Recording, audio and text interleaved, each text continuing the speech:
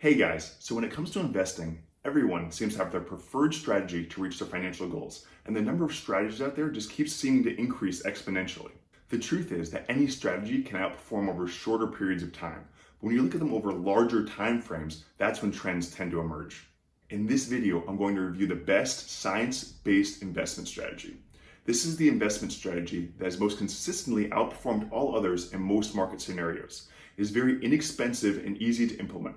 And make sure you stick around to the end because that's when I'll go over specific investment recommendations that utilize this strategy. Hey guys, Brendan here, and this is Health, Wealth, Happiness, where we strive to reach financial independence and give ourselves the option to retire early by reviewing different personal financial related topics. This can range from navigating the crazy and unpredictable investment markets to tips and strategies to help you earn and save more money. If you're new here, please hit the subscribe button and that bell icon so you don't miss any future videos. Now let's get into it.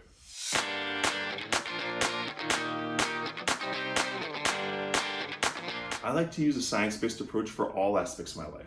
I use this for my fitness routines, I use this for nutrition, I even use it to figure out the best way to study for an exam. So it makes sense that when it comes to investing, I would also want to take a science-based approach. And I know I'm a bit of a nerd, but it works for me, don't you think? So what exactly do I mean by a science-based approach? Well, I broke down the scientific research into 5 different steps. So the first step is careful observation. Number 2 is applying rigorous skepticism about what is observed. 3 is formulating hypotheses based on these observations. 4 is experimental and measurement-based testing of deductions drawn from the hypotheses. And 5 is refinement or elimination of the hypotheses based on the experimental findings. So basically, you test something, you try and find a trend, then you test that trend to see if it's repeatable. As long as it is repeatable, then it's a scientific conclusion. I like this approach because this is how my mind works. I don't like wasting time trying to guess and check and figure out the best strategies. I like being told this is what's proven to be best, and then I can use that to make small changes here and there to figure out exactly what works best for me. Now, I understand that we are all different. When it comes to fitness and nutrition, for example, I know that one approach isn't necessarily best for everyone. But if I start with that approach that seems to be best for most people, then you can fine-tune it to exactly what's best for you. And I do the same thing when it comes to investing. I know that one strategy won't be best in all market scenarios, but I'd like to start with the strategy that's best in most market scenarios and then do a little fine-tuning for what's best for my goals. So now let's get into what the actual strategy is. It can get a little complicated, so stick with me and we'll get through it together. I think I'm one of the few people that actually enjoys this kind of thing, so if that's not you, then I totally understand, but like I said, I'm a little bit of a nerd. And I hope I can expose some of you to maybe a little different strategy that you haven't thought of before. So this strategy is loosely based on a simple indexing strategy. I think most of you are familiar with indexing, but basically it's just trying to match the performance of a specific market, not beat it. Indexing is a great strategy for many investors. It's very transparent, it has low turnover, so it's very tax efficient, it's extremely diversified, and very low cost. But it does have its limitations. Most index funds only rebalance about once or twice per year, and this rebalance is announced in advance. So some active investors can actually try and manipulate the market to take advantage of these rebalancings. Also, the information that is being traded in these rebalances, because it's only done once or twice per year, can be a little stale. The strategy I prefer takes advantage of the positives of indexing, but it tries to improve on the limitations. But before we get into it, a quick history lesson. Now don't get too excited, but I'll get through it quick, so don't worry. So all the way back in 1992, 2 professors from the University of Chicago Booth School of Business, one was Nobel laureate Eugene Fama, the second was a researcher, Kenneth French, attempted to better understand market return through research. They wanted to understand what caused certain stocks to outperform others. So through the research, long story short, they found that value stocks tended to outperform growth stocks over a long period of time. Now this is what we refer to as the value premium. Examples of value stocks are things like Johnson & Johnson, ExxonMobil. An example of growth stocks are something like Amazon and Facebook. And similarly, they found that small cap stocks tend to outperform large cap stocks over longer periods of time.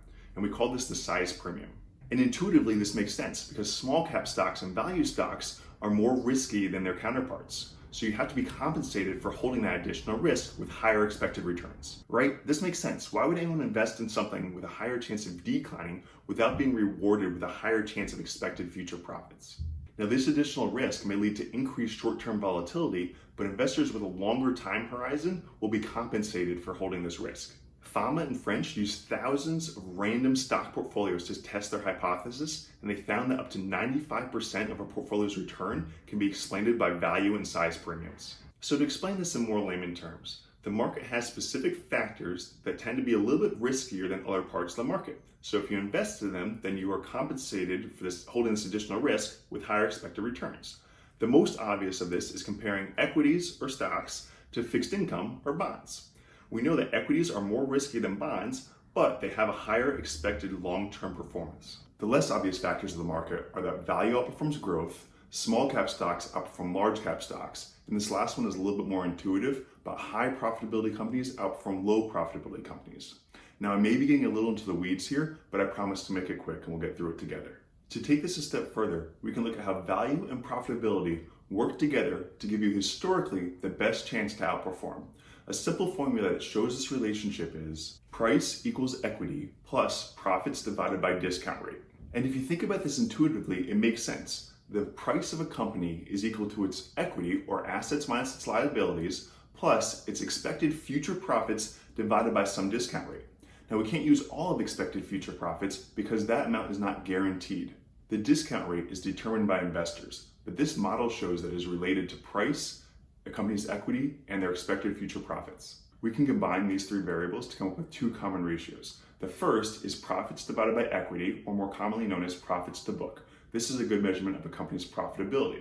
The second is equity divided by price, or more commonly known as book to price, which is a good measurement of a company's value. So based on Fallman and French's research, a company with a higher profits to book and book to price should outperform a company with a lower profits to book and book to price. And this chart shows exactly that. This is the excess average monthly relative return of different stock portfolios to the 1 month US Treasury bills.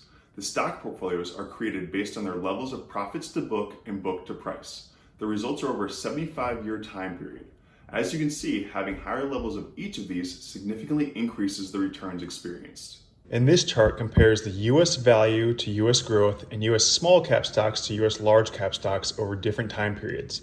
And as you can see here again, in the 1 year time period on the bottom, it's a little better than a coin flip that value will beat growth and small will beat large. But as you get into longer time frames, these factors outperform on a much more consistent basis. This page shows the same comparison, but instead of US stocks on the top, it shows international developed markets, and on the bottom, it shows emerging markets. And as you can see, the comparison stays true even in these markets. So value and profitability are related based on their reliance on a discount rate. Size is not reliant on discount rate, so it can be looked at separately. But when you combine these three factors, that's when you create a portfolio that will outperform in most market scenarios. This is not always the case. In fact, we're currently in a period where large cap and growth companies have outperformed small cap and value, and this happens from time to time. This chart compares a US small cap and value investment to the S&P 500. The S&P 500 represents the largest 500 US stocks. As you can see, over 1 year periods, it is almost a coin flip which will outperform. But as we extend the investment time frame to 5 and 10 year periods, it is clear that small value tends to outperform. The story for international companies is similar. While I do expect small cap, value, and highly profitable companies to continue to outperform into the future, I don't like to put all my eggs in one basket. Now that's mainly because I can't find any eggs, because apparently in the time of a crisis, people hoard them, but there's my dad joke. Sorry about that, we'll get back to it. I like to take an index approach to my investing, where I invest in everything. Included in the mutual funds and ETFs I own are about 13,000 individual stocks. But within that, I choose to slightly overweight my portfolio towards small cap, value, and highly profitable companies compared to the index weightings. Now this overweighting is also known as tilting the portfolio towards those premiums, but it's also known as factor-based investing. Now the factors are the value premium, the size premium, and the profitability premium. And I expect this portfolio to slightly outperform its index over longer periods of time. Now, many investors are in love with US large growth centric strategies, and that's because they've had an unprecedented 10-year run. But will this continue? And really the answer is no one knows. But I can still take comfort in the fact that I own these large growth stocks in my portfolio. Maybe not to the same weighting as the indexes because of the tilts in my portfolio, but I still participate in the upside. So large cap growth companies have outperformed over the last 10 years, but will that trajectory continue? I haven't the foggiest idea, and I don't think anyone knows. So that's why I stay disciplined in my approach. I have a globally diversified portfolio with tilts towards small cap, value, and highly profitable companies, because that's what historically has outperformed over longer periods of time. So earlier I promised a few investment recommendations that align with this strategy. And you can use Vanguard index funds and then add a weighting to their Vanguard small cap and value funds to create your own tilts. but I prefer using Avantis Investors ETFs. Now they are a relatively new firm, but they really take this strategy to heart. All of their portfolios are tilted towards value, small cap, and profitability. So even if you invest in their vanilla US equity fund, ticker AVUS, you are taking advantage of the premiums. Investing in their US small cap value fund, ticker AVUV, is really doubling down on this factor exposure. Now, being newer, they may not be available on all platforms. For example, I know Webull and Merrill Edge do not offer these investments on their platform, but they can be found on Robinhood and Charles Schwab and Fidelity. So speaking of Webull and Robinhood, I provided 2 links below to open accounts with them. If you use the link to open an account with at least $100, then you will receive 2 free stocks from Webull, one potentially worth up to $1,400.